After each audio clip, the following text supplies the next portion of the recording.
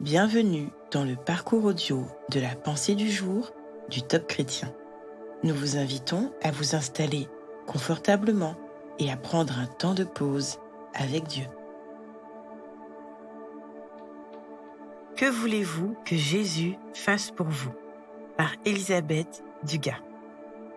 Jésus, fils de David, aie pitié de moi. Jésus s'arrêta et il ordonna qu'on le lui amène.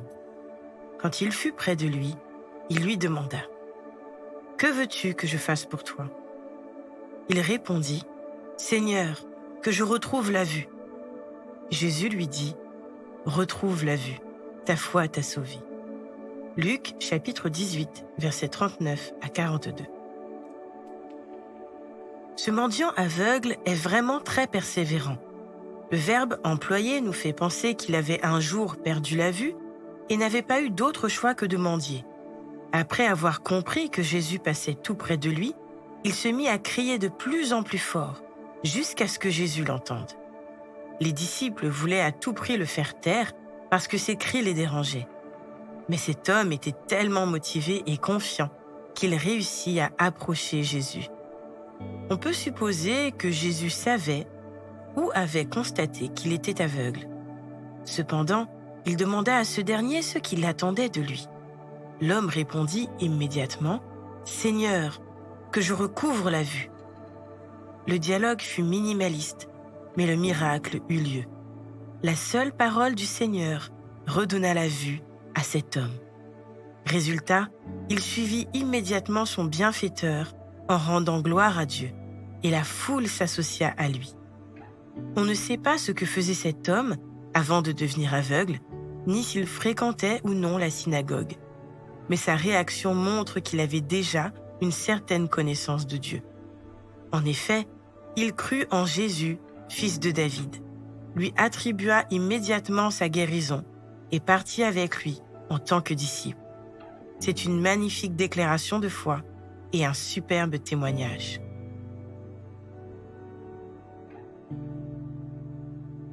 Que voulez-vous que Jésus fasse pour vous? Prenez le temps d'écouter ce que Dieu veut vous confier aujourd'hui.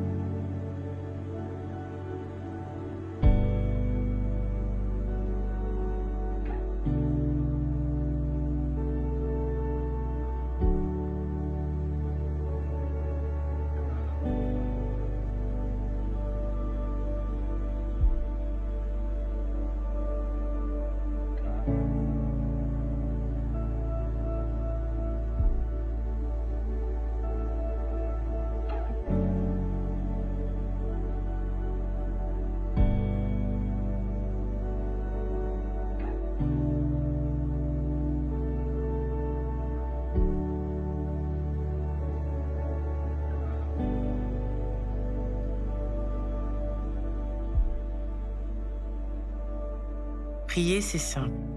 Parlez à Dieu comme vous le feriez avec votre ami le plus proche. Dieu vous aime et peut tout entendre. Voici un exemple de prière. Seigneur, je n'en peux vraiment plus de ma situation de misère. Et vous pouvez citer cette situation.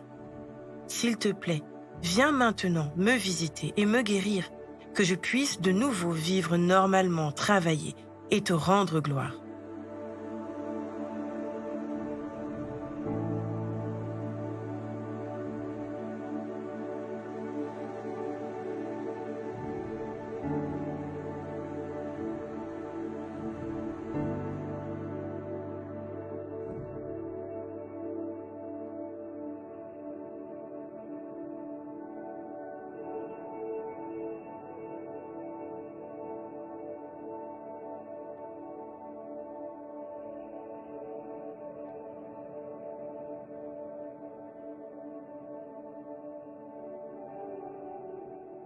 Louer Dieu, c'est lui manifester notre gratitude.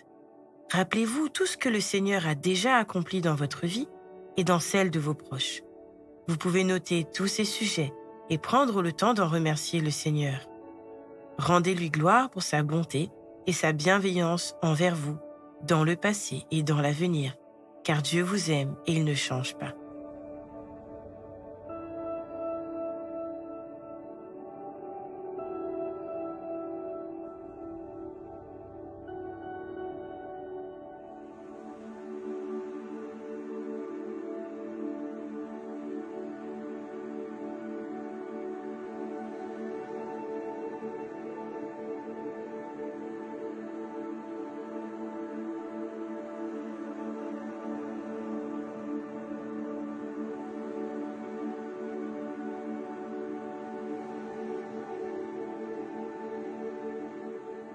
À présent, approfondissez ce que vous avez reçu.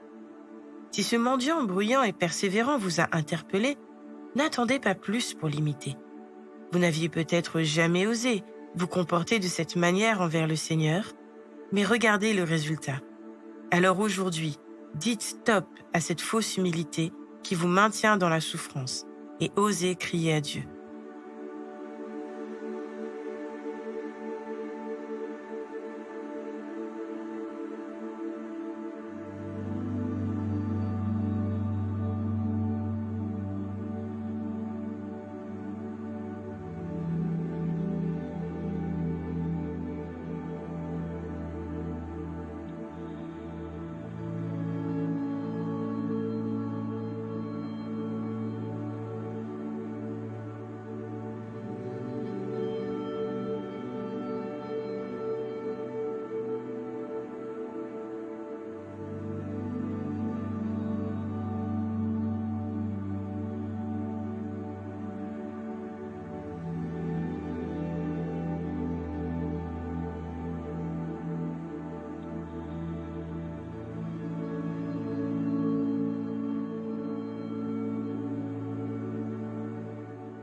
Notre parcours du jour se termine.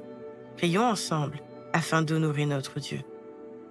Merci Seigneur pour ton amour sans limite. À toi soit le règne, la puissance et la gloire. Amen.